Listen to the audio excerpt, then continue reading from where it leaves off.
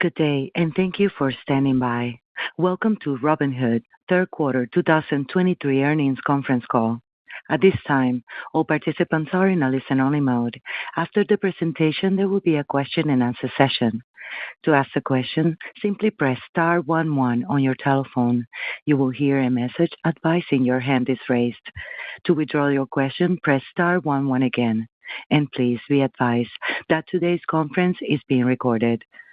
I would now like to turn the call over to Chris Koegel, Vice President of Corporate FP&A and Investor Relations. Thank you, Carmen, and thank you to everyone for joining Robinhood's Q3 earnings call. With us today are CEO and co-founder Vlad Tenev and CFO Jason Warnick. Before getting started, I want to remind you that today's call will contain forward-looking statements. Actual results could differ materially from our expectations, and we have no duty to provide updates unless legally required. Potential risk factors that could cause differences, including regulatory developments that we continue to monitor, are described in the press release we issued today, the earnings presentation on our investor relations website at investors.robinhood.com, our Form 10-Q filed this afternoon, and in our other SEC filings.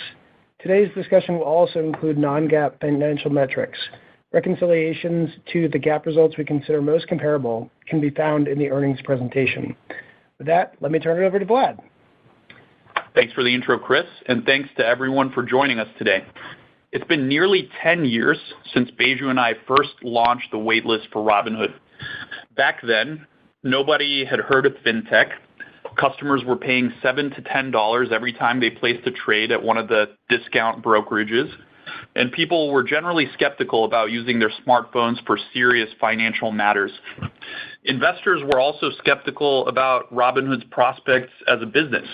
They viewed the idea of us entering a highly regulated market with large entrenched competitors as a fool's errand. Even if we were to succeed in bringing our product to market, would anyone want it? The conventional wisdom at the time was that individual stock investing was dead and that all anyone needed was index funds. We spoke to nearly 100 investors before we closed our initial seed round at a $10 million valuation. Almost 10 years later, we're serving over 23 million customers in the U.S. Our surviving competitors have been forced to adopt our business model and even to adapt their user interfaces to be similar to ours. And Robinhood is no longer just a trading app. We've been rapidly evolving into a broad financial services platform serving multiple financial needs, including spending, savings, and retirement. Our ambition and the opportunity ahead of us has expanded greatly, and so it still feels like we are at the beginning of our journey. We're still number 2 in retail trading market share in the U.S. We're at the very early stages of expanding beyond trading, with just over $1 billion of retirement assets on our platform out of the over $12 trillion U.S. IRA market. We are also just now beginning to take our first steps to serve customers outside the U.S., where we believe the need and opportunity for innovation in financial services is even greater than it is domestically. As we continue to execute on our strategy, we believe we can grow into one of the largest and most profitable financial companies in the world. I'm excited to talk to you about our progress, but first, let's review our Q3 high-level business and financial results. It goes without saying that the macro environment of the past few years has been challenging for investors. Geopolitical tensions are continuing to increase, interest rates are at 30-year highs, and household savings are being depleted at a rapid clip. I want to explain the 3 things I look at a company level to ensure Robinhood emerges from this challenging environment stronger than ever. First, financial health. You've heard me mention over the past year that I want to ensure Robinhood is a sustainable business, not just in bull markets, but in all market conditions. Put in a lot of work to make this a reality. We had our first quarter of GAAP profitability as a public company in Q2. And in Q3, total net revenues were up 29% from a year ago. And by keeping our costs lean, we more than doubled our adjusted EBITDA margin year over year. This is all while making big investments across product, customer service, and international expansion. Second, company culture. I believe very strongly that small groups of highly motivated and talented people can out-execute incumbents with over 10x the headcount and resources. I believe we have the highest concentration of talent in the history of the company, and over the past year, we have turned the crank even more on ensuring we are hiring, retaining, and motivating the highest caliber people across all of our positions. Third, product velocity. We use a number of metrics to track this, and right now, by several key metrics, our product velocity is the highest in our recorded history. We move fast, and we've been simultaneously improving our service quality. Now, let's turn to our 2023 roadmap, which, as you know, we've organized into 3 areas: deepening relationships with our customers, innovating for our active traders, and launching new growth opportunities. Let's first talk about how we're deepening relationships with our customers. Success in this part of our strategy means that Robinhood becomes the most important financial relationship for a large portion of our customers. This will lead to a healthier and more diversified business, and you should track our progress here by Gold subscribers and net deposits. Robinhood Gold continues to be our number one focus in deepening relationships with our customers. Over the past year, as the environment evolved and customers were looking for new ways to save and invest, we put a lot more value in Gold by adding a 4.9% APY on uninvested cash and a 3% match on IRA contributions. As a result, subscriptions are now over 1.3 million, and growth is accelerating as we added 100,000 in Q3 alone and 240,000 over the past year. Today, 6% of Robinhood customers are Gold subscribers, and new customers are joining Gold at more than double that rate. Gold customers have tens of thousands of dollars in average assets under custody, up more than 60% year over year, and they've opened IRAs with us at 7 times the rate of non-Gold customers. As we look ahead, we want the majority of our customers to be Gold subscribers, and we're taking a number of steps to make that a reality. I'll tease one of them right now. After acquiring X1 in July, our team has been hard at work creating an awesome credit card, and we've got something special planned for Gold customers. You'll hear more about this early next year. Now, let's discuss active traders. We are laser focused on being the number one platform for active traders, and we track our progress here by market share. Our focus has been on systematically removing any limitation that would lead an active trader to consider using another platform, with a particular emphasis on pricing, speed, and app usability. In the past quarter, we streamlined our equities trading flow, introduced options chain customization and an option P&L simulator, and more than doubled the number of stocks and ETFs available to trade 24/5 on Robinhood 24-hour market. For our crypto customers, we've rolled out some changes to the user interface on mobile so that customers can clearly see the spreads that we offer on our crypto transactions. This makes it easier for customers to see their all-in cost of execution, compare it against other platforms, and see how great of a deal Robinhood is giving them. As we deliver for our active traders, we continue to see our market share of retail trading grow. In Q3, both our equities and options market share increased from Q2 and year over year. Let me now talk about futures. We're getting closer to unveiling our offering there, and we have been hard at work building what we believe is the best designed futures product, particularly on mobile. Competitors generate hundreds of millions of annual revenue from futures trading, so as we continue to execute, we believe we have a real opportunity to expand the market, take market share, and build a 9-figure revenue business over time. The third part of our 2023 roadmap is exploring new growth opportunities. Here, we have been laser focused on international expansion. In the U.S. alone, we've built a business with 23 million customers that serves nearly 10% of American adults.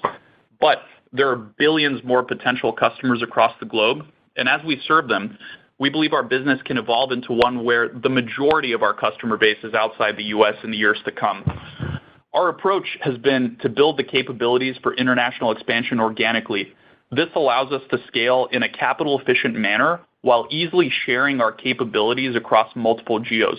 For example, with the launch of Robinhood 24-hour market, we became the first U.S. broker to offer round-the-clock trading of individual stocks.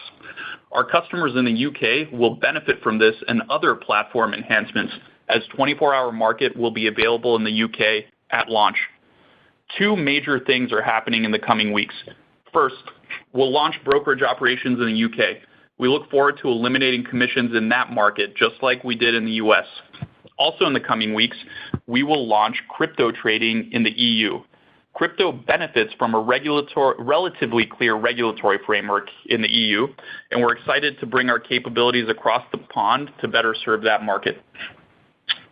As I reflect on all that Robinhood has in front of us, I'm energized by our long-term potential to innovate for our customers, grow assets, gain market share, and continue to disrupt our industry. We're really excited about the roadmap ahead, and there's so much to do. With that, I'll turn the call over to Jason. Thanks, Vlad. It's good to speak with everyone today. In the third quarter, we stayed focused on serving customers, growing our business, and driving long-term shareholder value.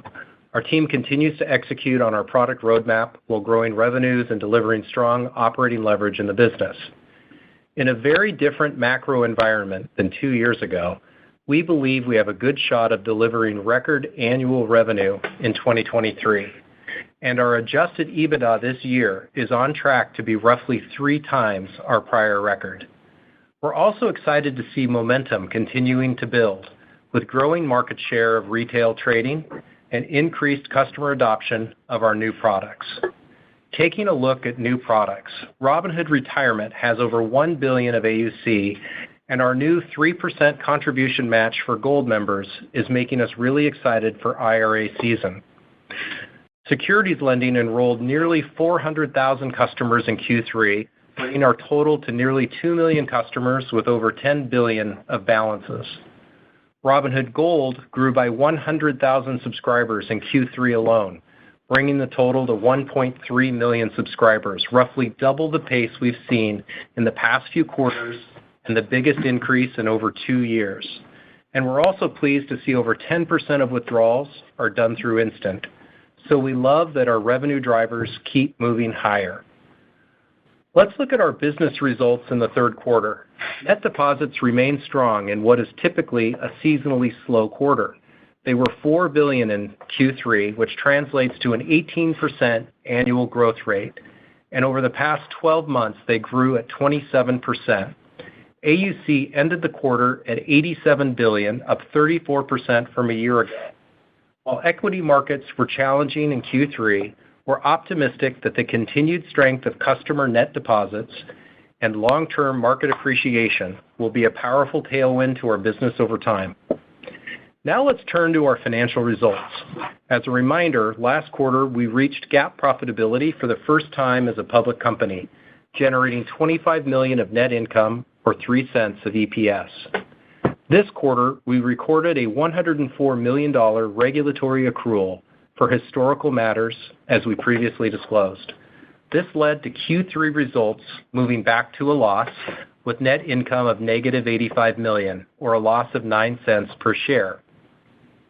Q3 net income prior to this accrual would have been positive $19 million, or 2 cents per share, which would have been similar to last quarter. In Q3, we generated adjusted EBITDA margins of 29%, up 16 points from a year ago. Adjusted EBITDA was $137 million in Q3 and $485 million over the past year, which is nearly a $900 million improvement compared to our first year as a public company. So the natural question is, how do we drive profitability even higher over time? We're focused on 2 things. First, growing revenues. We want to serve more of our customers' financial needs, become number 1 in active trading, and expand internationally. Second, we want to stay lean as we scale. Our cost structure is roughly 90% fixed, which supports high incremental margins and operating leverage, and we will continue to push on our fixed costs wherever we can. So we think we have a good path to higher levels of profitability over time, and we look forward to sharing our progress as we go. Now let's review Q3 revenues. Total net revenues were $467 million, up 29% from a year ago. Revenues were down 4% from Q2, as growth in net interest revenue was offset by lower transaction revenues and seasonally lower proxy revenues. Transaction-based revenues in Q3 were $185 million, down 4% sequentially, primarily due to lower crypto volumes. Moving to net interest revenues, they were $251 million in Q3, up 7% sequentially. The increase was driven by higher interest-earning assets and short-term interest rates, partially offset by lower securities lending. Looking ahead, we are watching a couple of areas that so far in Q4 are in the lower part of their cyclical ranges. Specifically, Q4 to date securities lending activity is well below the third quarter average. Additionally, Q3 net buying was the highest level we've seen in over a year, which drove free credit balances lower in the third quarter. So far in Q4, net buying has moderated, so free credit balances have increased by a few $100 million. But if the current levels of securities lending and free credit balances continue, we anticipate Q4 net interest revenue will be roughly $20 million lower than Q3 levels.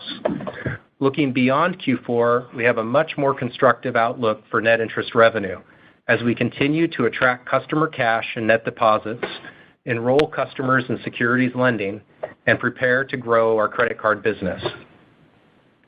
Moving on to other revenues, they declined sequentially to $31 million in Q3 as seasonally lower proxy revenues were partially offset by growth in gold subscriptions and Sherwood Media advertising revenue. I also want to share some additional color on what we saw in October. We added another 30,000 funded accounts, and customers contributed another $1 billion of net deposits to Robinhood. Additionally, October trading volumes picked up from September. Relative to Q3 monthly averages, October options and crypto were roughly in line, and equities were about 10% below. I also wanted to note that we often see lower trading volumes in November and December around the holidays. Looking at expenses, we continue to make significant progress investing for long-term growth while driving efficiency by lowering our full-year costs from 2022 levels. Starting with adjusted OPEX, which reflects total operating expenses, less SBC and the regulatory accrual, it was $353 million in Q3, below our prior outlook range. This brings our year-to-date total to $1.06 billion, or 76% of revenues. As we invest for the long term and scale our business over time, we are focused on leveraging our highly fixed cost base to drive adjusted OPEX lower as a percentage of revenue. Reflecting on our progress year-to-date, we feel good about our expense discipline while continuing to invest for the long term. So in Q4, while we plan to keep driving efficiency across our business, we plan to make some targeted growth investments in marketing and product launches, including for the UK, futures, and credit card. We also anticipate some short-term elevated legal expenses related to the historical regulatory matters I mentioned earlier. Given this, we're planning for Q4 adjusted OPEX in the range of $375 to $395 million, which slightly lowers the midpoint of our full-year outlook and brings our 2023 adjusted OPEX range to $1.435 to $1.455 billion. This full-year outlook has us on track to save around $75 million from our 2022 level. Turning to share-based compensation, it was $83 million in Q3, below our prior outlook range.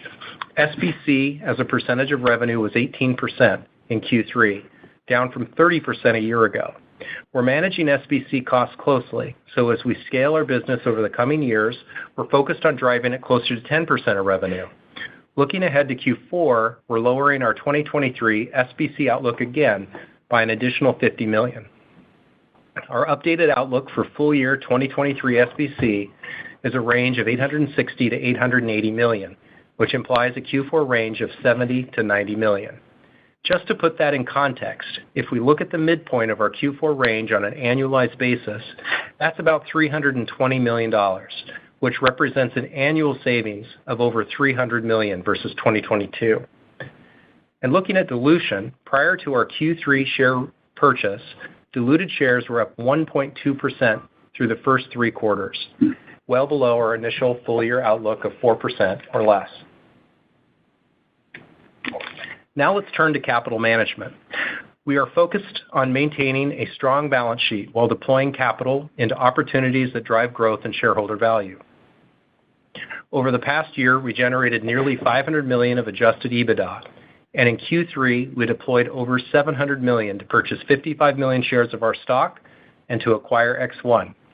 We still finished the quarter with nearly $5.5 billion of cash and investments.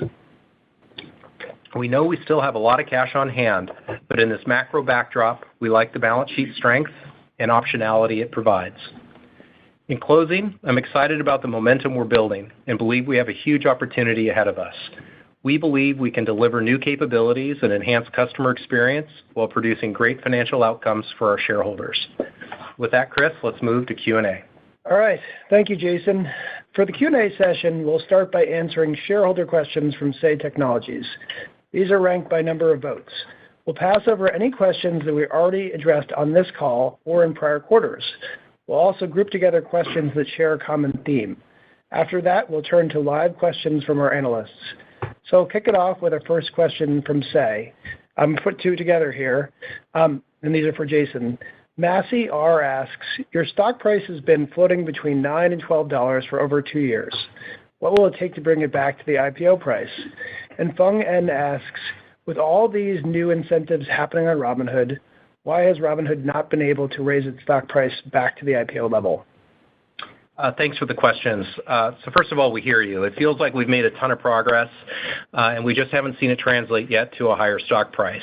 On a macro level, interest rates are up, which generally isn't good for stock prices, and it hasn't been good for fintech companies. But we're staying focused on things that are in our control, like growing our business and driving profits higher. Over the long term, we think this is the approach that'll move our share price up, and we appreciate your questions. All right. Thanks, Jason. The next question is for Vlad. I'm going to put together two here as well. So Brant C. asks, would it be possible to add a dividend information tab? And Jeremy J. asks, we continue to ask for a dividend forecasting management tool. When will that feature come to fruition? Yeah, thank you. We're always looking for ways to improve our customer experience. So thank you for these suggestions around dividends. I actually reached out to the team and asked them to make sure this is added to the roadmap. So it'll be done. All right. Thanks, Vlad. The next question is from William W., who asks, the biggest thing that seems to be driving your turn to profitability is the high interest rate on your cash pile. What will be the plan to maintain profits when the Fed reduces those rates? Jason? Yeah. So one of the nice things about our business is that it's naturally hedged for changes in interest rates. Trading revenues and interest income tend to move in opposite directions. So we think we're pretty well positioned to perform financially regardless of the rate environment. We've seen this play out over the last few years. In the lower rate environment, trading revenues were strong, but with rates moving higher, trading revenue abated some, but interest income has picked up. So at the same time, we're continuing to invest to grow our business through the cycle. So for higher rate environments, we've launched things like gold high yield as well as fully paid stock lending. And for when higher trading environments come along, it's great to see that our market share is up in equities and options as we continue to invest in our platform. So overall, we feel really good about our position regardless of what interest rates do. All right. Thanks, Jason. The next question is for Vlad, and it's from Malcolm D., who asks, what will Robinhood do to grow market share and expand operations? Yeah, happy to answer that. So to start with, our market share has been growing. If we look at equities and options, market share is up year over year and also sequentially for the past 3 quarters in a row. And as we look at opportunities to grow even faster, right now we can see we're winning in mobile, and we think that's great because clearly that's the fastest growing part of our industry. I think the long-term trend will continue to be more and more of the legacy brick and mortar based and web activity moving in the direction of mobile.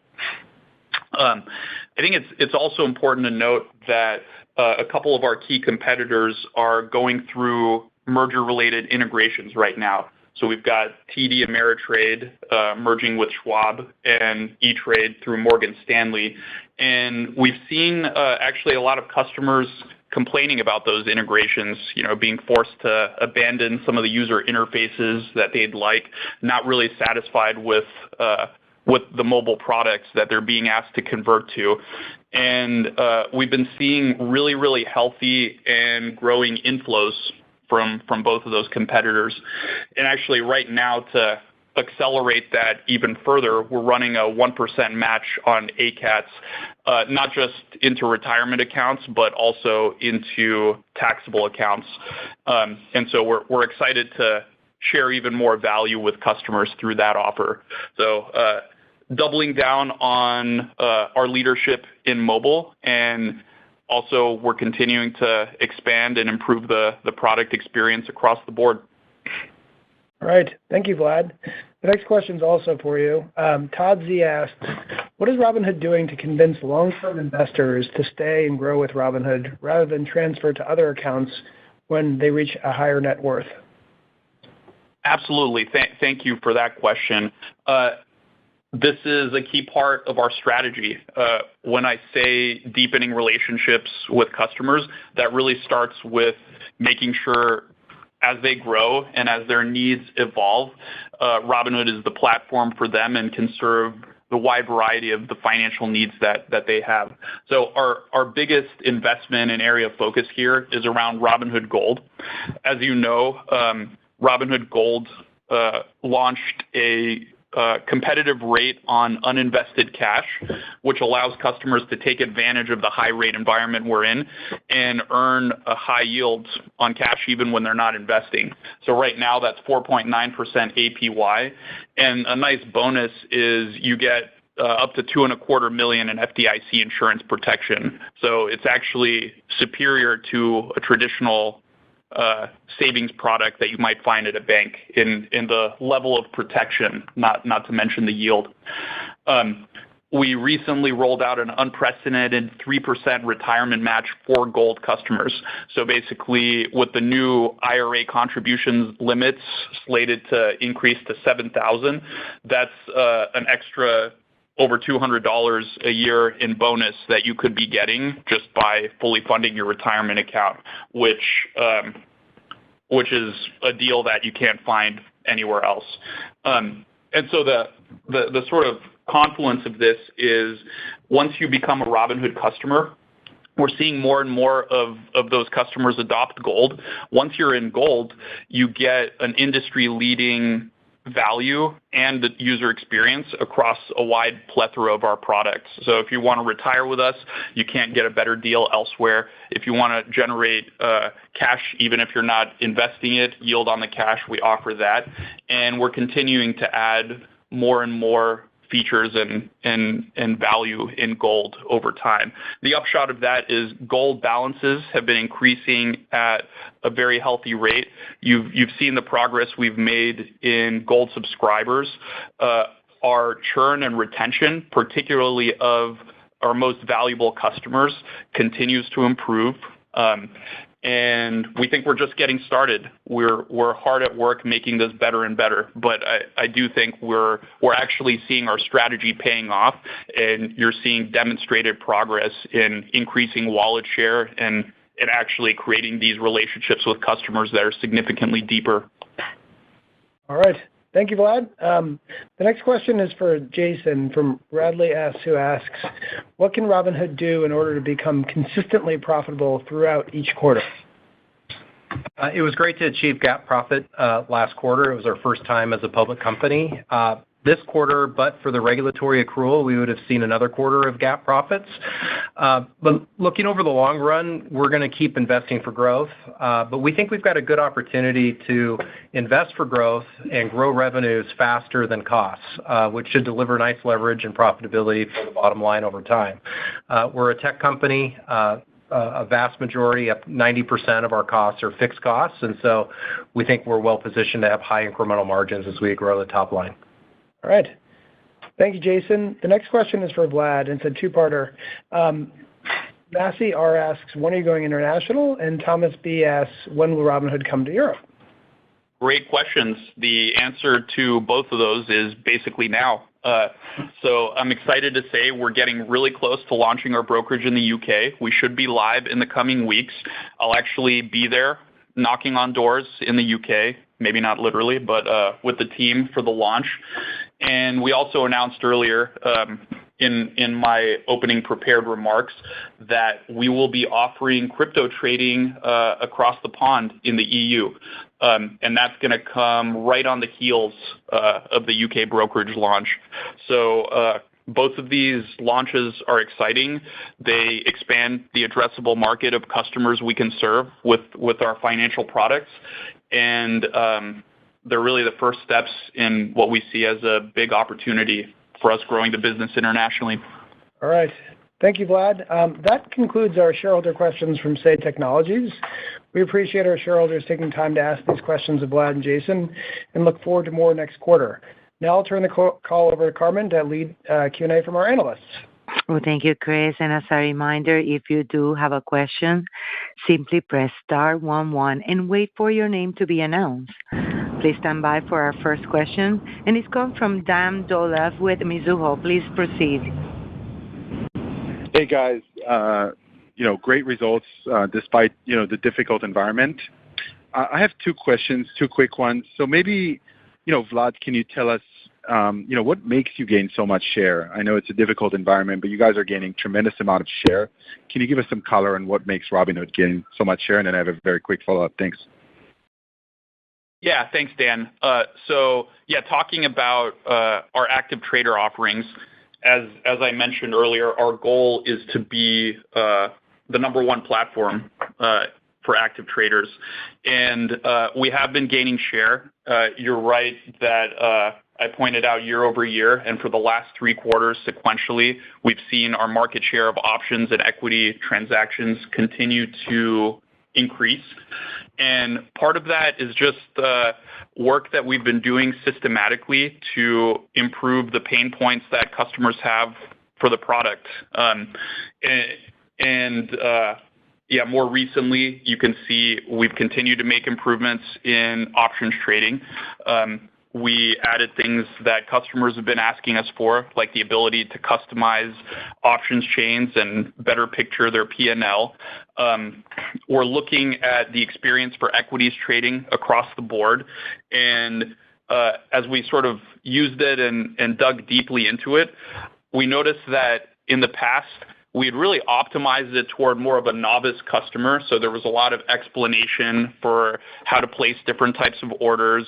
And for someone that was more active and more of an active trader, we saw an opportunity to streamline it and reduce a lot of the unnecessary steps in the process. And we've been doing that across the board, not just in the trading flows, but across the experience. We're also turning our attention to giving more data to customers to make more informed decisions. And you're going to start to see a lot of our work there rolling out in the coming weeks. And I've got to mention also not just kind of table stakes features. We've got a ways to go to continue to close the gap, but we're leading in pricing. Obviously, for options, most of our competitors are charging 65 cents per contract. For typical trades in the hundreds of contracts, that adds up to lots and lots of money that is coming out of their pockets. And our pricing advantage is strong and continuing to drive value for us. And new innovative things that you can't find anywhere else really besides Robinhood. Things like Robinhood 24-hour market are also continuing to play there. And all of this is adding up to the share gains that you're seeing. And active trader NPS across, and that's Net Promoter Score for those that aren't familiar, across options, equities, and crypto, seeing significant gains that are just continuing to accrue. Terrific. I do have a quick follow-up. I mean, it looks to me like Robinhood could be a great place for traders to benefit from the future Bitcoin ETF. Can you maybe talk a little bit about the opportunity if it exists? Yeah, I think that what you're seeing is Bitcoin continuing to become attractive to more and more stakeholders as a mainstream asset for diversification. There has been a long-held thesis that it's a good inflation hedge, and obviously in a high inflation environment, people are interested in ways to diversify their exposure. Robinhood has been early to offer Bitcoin in its native form, and maybe you heard me mention in the prepared remarks that we've actually made a lot of improvements in the crypto user interface. We're showing customers the spread and their all-in cost of execution. And I think we've talked about, Dan, in the call before, how Robinhood has really, really competitive pricing, but maybe customers aren't aware of that. There's not a lot of transparency around it. So we're looking to solve that problem. We believe we have solved it. And I think that more and more customers will see just how great of a deal they're getting with their ability to diversify their portfolio into cryptocurrencies. So we want to continue to be a leader there. And I think that, we're excited about the progress we've made, and there's a lot more to do. That's great. We're excited as well. Thank you. Thanks, Dan. Thank you. One moment for our next question. And it's come from the line of Devin Ryan with JMP Securities. Please proceed. Great. Thanks so much. Hi, Vlad. Hi, Jason. How are you? Doing great. Hey, Devin. Hey. So, looking forward to international launch. A lot to be excited about there. I just want to think about, the opportunity, or how you guys think about the opportunity, either near or long term, to build your own market making capabilities to participate in more of the economics. And particularly as you scale the offering, I suspect that could be an opportunity, but just want to get some thoughts there. And then if that's not something that would make sense, just how you're thinking about the unit economics internationally, appreciating that trading is just going to be one part of the longer term game plan of making a relationship with customers. Thanks. Yeah, and you're referring to international specifically when you're talking about market making? Right now I am, yes. Yeah.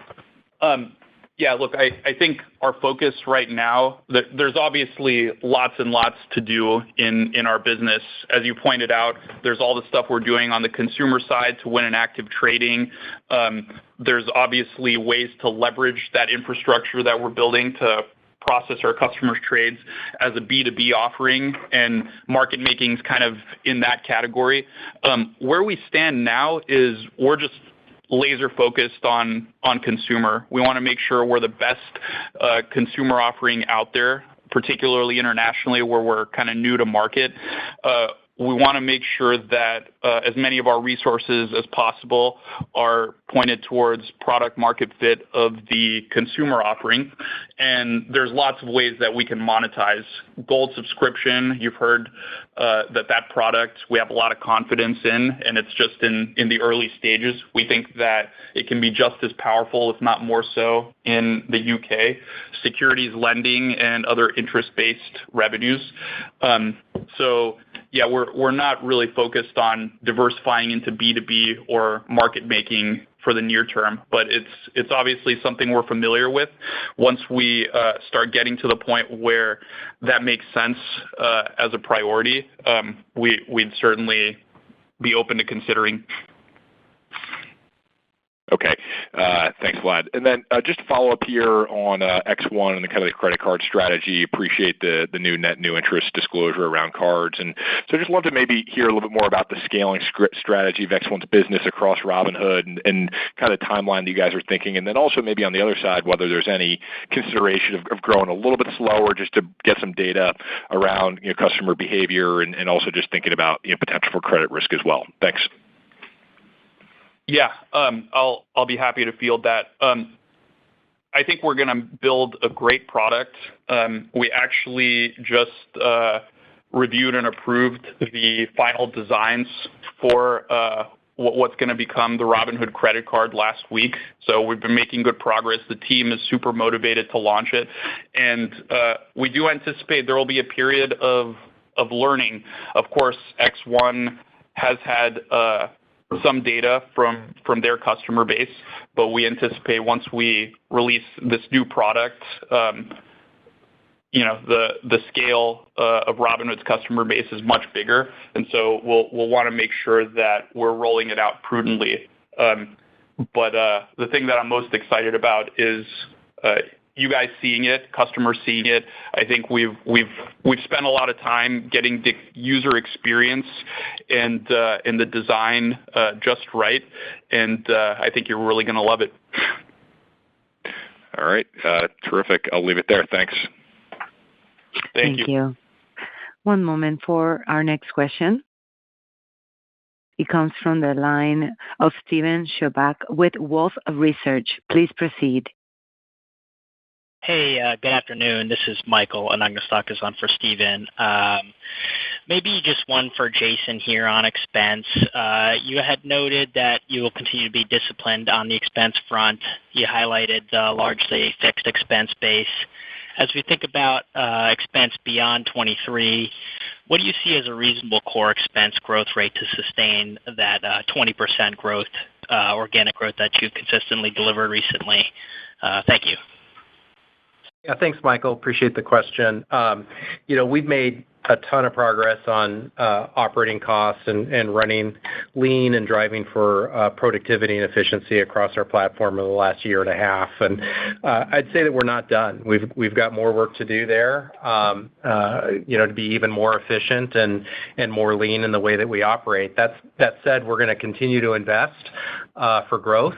We see a lot of opportunity ahead of us than behind us in terms of the business, including international. So we're going to place, some smart investments in a number of areas. I'm sure you can appreciate this is the time of year when the teams are huddled doing 2024 planning. So it's a bit early for me to comment specifically on the growth rate we expect to see on OpEx next year. But you should expect that, over a longer horizon, our intention is to grow revenue faster than OpEx, and we think that there's, even while making investments, there's opportunity for us to be lean in the way that we manage our costs. Great, thanks. And then for my follow-up, I just wanted to touch on crypto again here. We've seen some stronger performance in Bitcoin and Ethereum, for example, but the volume trends have remained pretty subdued, both industry-wide and at Robinhood. But can you speak to what's driving that divergence there, and what do you think needs to happen for activity to pick back up in crypto? Thank you. Yeah, I think it's hard for me to speculate on activity predictions in the broader cryptocurrency market. I can tell you what we're focused on. We're focused on using this as an opportunity to build our capabilities, build the platform. You've heard me talk in this call about how we want to make sure customers who are using Robinhood for crypto know that they're getting terrific pricing. And so we've continued to make progress there. We are improving the customer experience, and the team is hard at work launching in the EU, which will expand the addressable market of customers that we serve by hundreds of millions. So we're excited about that. We're going to continue to innovate and improve the offering in the space. I think there's lots of promising signs. Lots of people are spending time building the industry. We're going to continue to be a leader there. I think the one thing that I'd add is I think it'd be helpful, to continue to get some regulatory clarity in the various markets that we're going to be operating in, and that'll allow us to innovate even faster. Thank you for taking my questions. Thank you. One moment for our next question, please. It's from the line of Michael Cyprys with Morgan Stanley. Please proceed.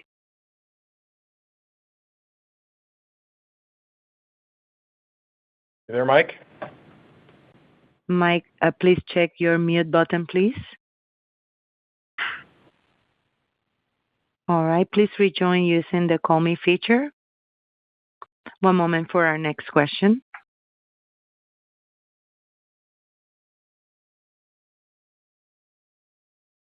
comes from the line of John Todaro with Needham. Please proceed. Great. Thanks for taking my question. Vlad, you mentioned earlier that the EU had a clearer regulatory framework around crypto in the U.S. Just trying to understand in that context what kind of products or services that you could tangibly point to there. Would you envision kind of more assets for trading in the EU than the U.S.? Just anything that we can kind of tangibly look to? I really don't want to get ahead of the launch that's coming in a couple of weeks and tell you what the value props are going to be. But yes, in general, we do expect, given the clarity, to be able to offer a different set of assets and capabilities in Europe as in the U.S.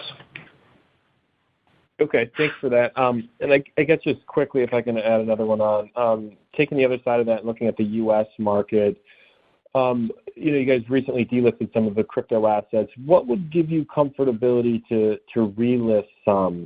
Is it some of these ongoing suits maybe with Coinbase that need to get resolved? Any clarity there? Yeah, I think that it's hard to say what specifically we're waiting for to give us comfort. I think that rules. Rulemaking, court case data, that all helps. And of course, we'll continue to push for regulatory clarity because I think it would be a shame for the innovation that we've been seeing in crypto to be co-opted overseas. I think it's very, very important for the U.S. to remain a leader in every new technology and industry that we possibly can. Yep, agree with that. Thank you. Appreciate it. Thank you. One moment for our next question, please. And it's from the line of Ken Worthington with J.P. Morgan. Please proceed. Hi, good evening, and thanks for taking the question.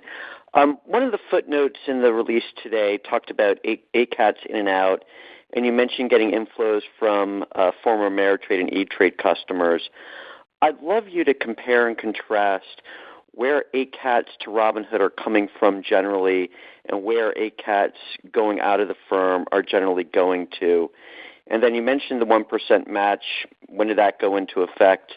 And then maybe lastly, what sort of ACAT activity are you seeing from firms that are more traditionally known for active trading? Thanks. Yeah. As I mentioned earlier in the call, we have been seeing elevated ACATs from the firms that are going through integrations. I mean, the active trading firms, TD Ameritrade has been very strong with active traders, and we've been seeing really healthy and growing inflows there. The 1% match, as you probably know, that started out being a retirement offering. We've expanded it to ACATs in taxable accounts.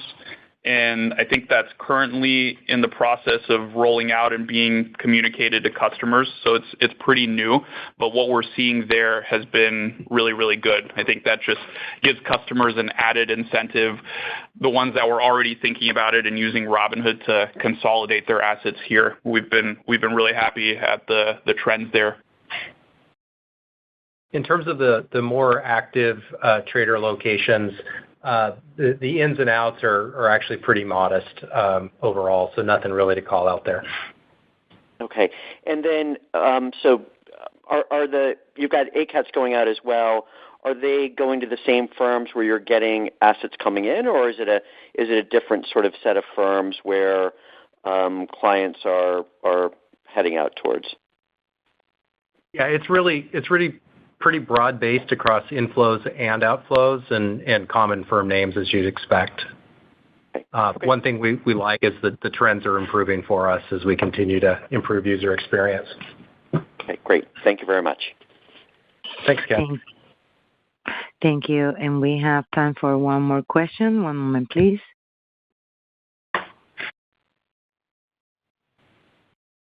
And it's from the line of Benjamin Budish from Barclays. Please proceed.